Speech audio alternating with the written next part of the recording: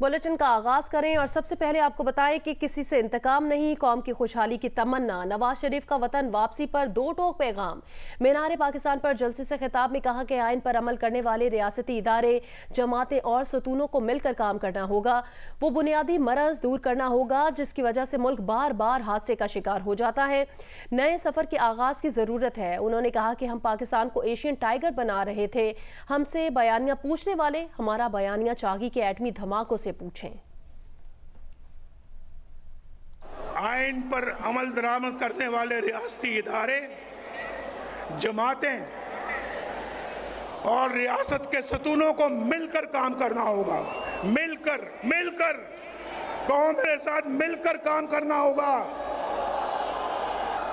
फिर सबको मिलकर काम करना होगा। मिलकर उसका वाहिद हल यही है। मैं आपको पिछले 40 साल का निचोड़ बता रहा हूं। निचोड़, इसके बगैर ये मुल्क आगे नहीं बढ़ सकता।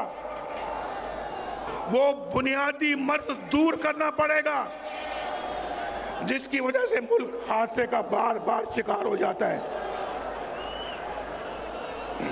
हमें एक नए सफर के आगाज की जरूरत है। हमसे पूछते हैं हमारा बयानिया क्या है। हमारा बयानिया पूछना है तो फिर रोटी की कीमत से पूछो, डॉलर के रेट से पूछो, गरीब के बिजली के बिलों से पूछो।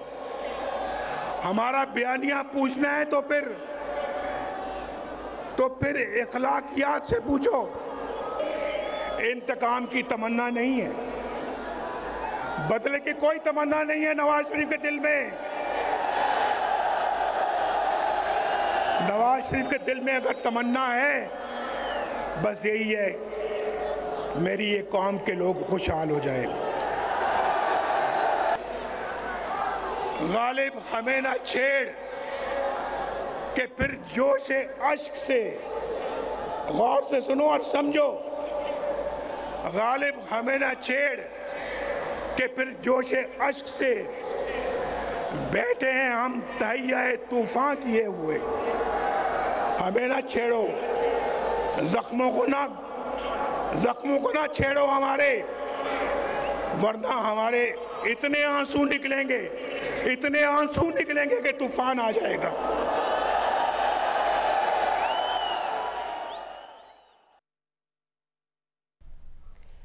तहरीक इंसाफ के रहनुमा अली मोहम्मद खान ने कहा कि नवाज शरीफ को खुश आमदीद कहते हैं, लेकिन वो अपनी आईनी तरीके से आते तो बेहतर होता। जियो न्यूज़ के प्रोग्राम नया पाकिस्तान में बात करते हुए सदर आरिफ अलवी को इस्टेब्लिशमेंट और सियासी जमातों के दरमियान डायलॉग का आगाज करना चाहिए, ये भी कहा।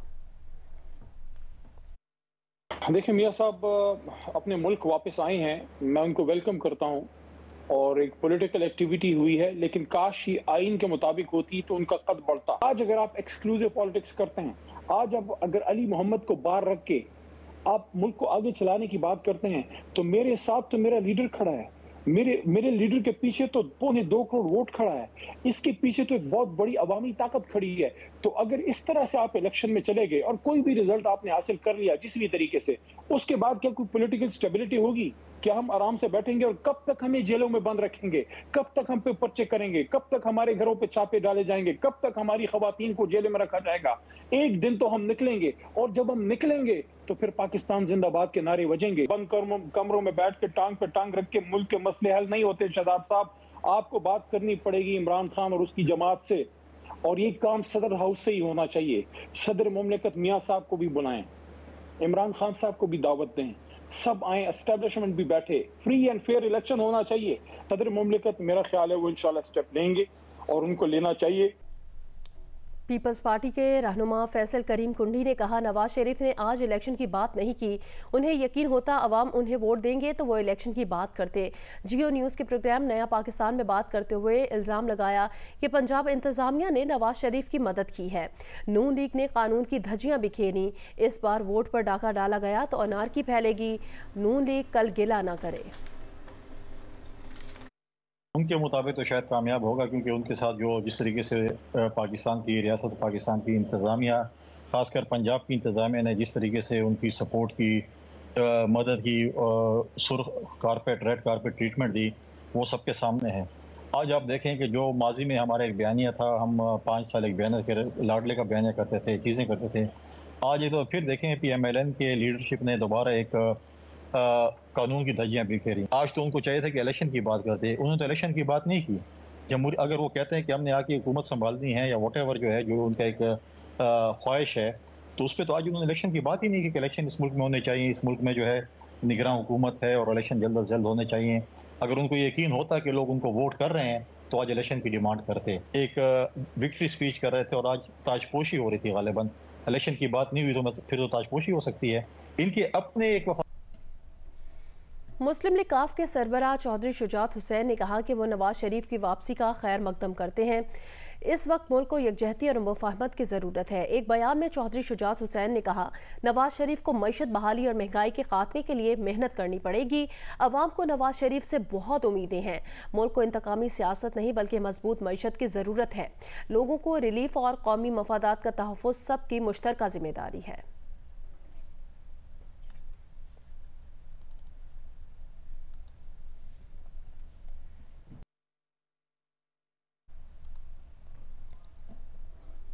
जियो स्पोर्ट्स में आपको बताएं, क्रिकेट वर्ल्ड कप में जनूबी अफ्रीका ने भी दिफाई चैंपियन इंग्लैंड को हरा दिया है। चैंपियन टीम 229 रन से शिकस्त खा गई। ये इवेंट में इंग्लिश टीम की तीसरी नाकामी थी। मुंबई के वानखेड़े स्टेडियम में खेले गए मैच में पहले जनूबी अफ्रीका ने बैटिंग की। मुकर्रर 50 ओवर में 7 विकेट पर 399 रन बनाए। हेनरिक क्लासन ने 109 रन की इनिंग्स खेली। रजा हेनरिक्स ने 85 रन की बारी ली। मार्को जेनसन ने सिर्फ 42 गेंदों पर 75 रन स्कोर किए। इंग्लिश फास्ट बॉलर रिस टोपले ने 3 खिलाड़ी आउट किए। जवाब में इंग्लिश बैटिंग लाइन न चल सकी। इब्तिदा से ही वक्फे से उनके बैटर्स पवेलियन लौटना शुरू हो गए। ह्यूज एटकिंसन और मार्क वुड ने 9वीं विकेट पर 70 रन जोड़े। एटकिंसन 35 रन बनाकर आउट हुए, जबकि वुड 43 रन पर नाकाबिले शिकस्त रहे।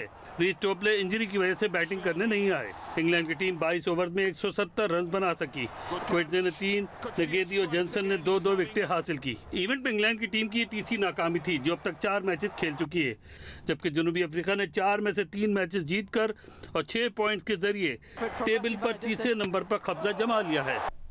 क्रिकेट वर्ल्ड कप में पीर को अफगानिस्तान और जुमे को जनूबी अफ्रीका के खिलाफ मैचेस खेलने के लिए पाकिस्तान क्रिकेट टीम चेन्नई पहुंच गई। कौमी क्रिकेटर्स इन मुकाबलों के लिए आज से तैयारियों का आगाज करेंगे। मेजबान शहर में पहला प्रैक्टिस सेशन दोपहर 2 बजे से शाम 5 बजे तक होगा। पाकिस्तान क्रिकेट टीम जुम्मे को बेंगलुरु में ऑस्ट्रेलिया के खिलाफ मैच खेलने के बाद हफ्ते की दोपहर चार्टर्ड फ्लाइट से बेंगलुरु से चेन्नई रवाना हुई थी। अगले पड़ाव के लिए टीम सहपहर में चेन्नई पहुंची।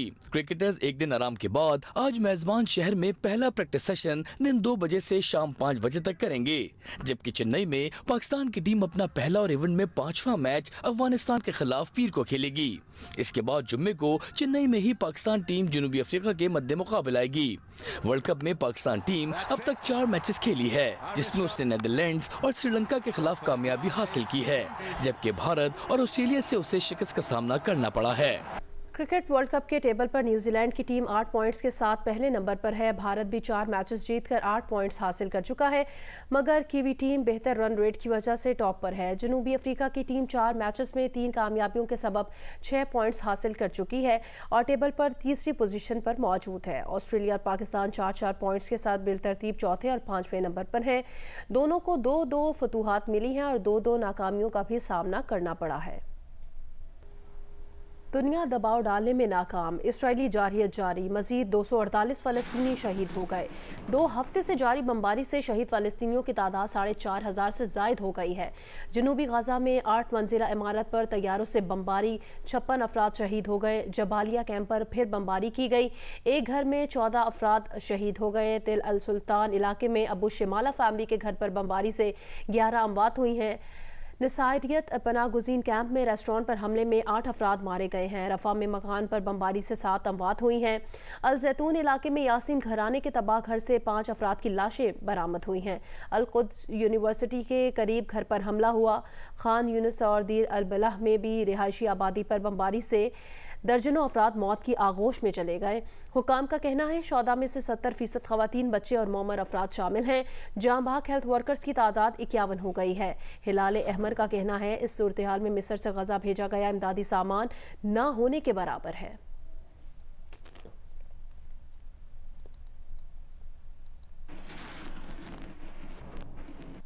जियो न्यूज़ की टीम लेबनान इसराइल सरहद पर पहुंच गई है। इसराइली बॉर्डर पर कुफर कला के इलाके में इसराइली ड्रोन की परवाजें। सरहदी इलाके में मौजूद अली इमरान सैयद और तारिक अबुल हसन का कहना है कशीदा सूरत हाल के सबब इलाके में निज़ामी ज़िंदगी बुरी तरह मुतासिर है।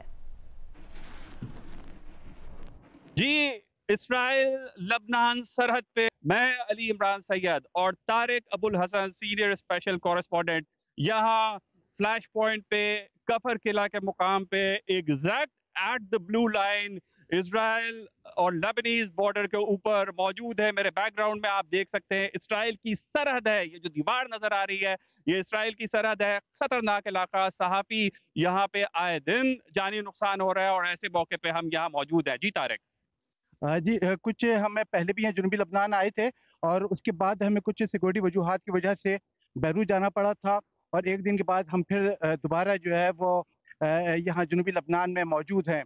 कफर किला आपने बताया कि हम यहाँ पे मौजूद हैं और बैकग्राउंड में जो हमारी वाइट दीवार नज़र आ रही है ये इसराइल की सरहद है। इस दीवार के पीछे इसराइल है और इसके इस तरफ ये सरहदी कस्बा कफर किला है और मैं अपने सामने देख रहा हूँ कि यहाँ से जो आबादी है वो सब यहाँ पे मूव कर चुकी है। दुकानें बंद पड़ी है, शटर डाउन है। इक्का दुक्का लोग हैं जो कि अपने घरों की हिफाजत के लिए या किसी जरूरी काम के लिए इस इलाके में आ रहे हैं, वरना ये पूरा इलाका इस वक्त खाली हो चुका है। जी, one of the most dreaded जो बॉर्डर ऑफ द वर्ल्ड है वहाँ हम मौजूद हैं। One of the most dreaded border के जहाँ से 100 मील दूर भी लोग नजर नहीं आ रहे हैं बल्कि नकल मकानी कर रहे हैं। गजा पर इसराइली बमबारी के खिलाफ लंदन में आज एक और बड़ा मुजाहरा किया गया। शुरका का कहना था कि निहत्ते फ़लस्तीनियों के कत्ले आम का सिलसिला बंद कराया जाए। तफसील देखिए लंदन से जियो न्यूज़ के नुमाइंदे सईद नियाजी की रिपोर्ट में।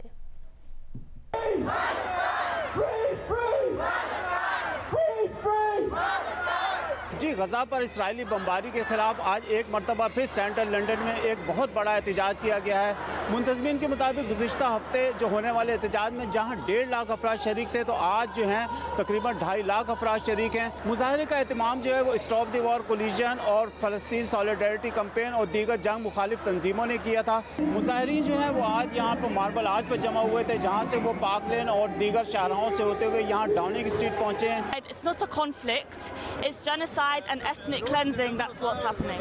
Don't believe everything the news is telling you. They're all from Israel. Just don't believe anything. दुआ भी कर रहे हैं और एफर्ट भी है कि हमारी आवाज़ पहुंचे पूरी दुनिया में। Those people are terrorists.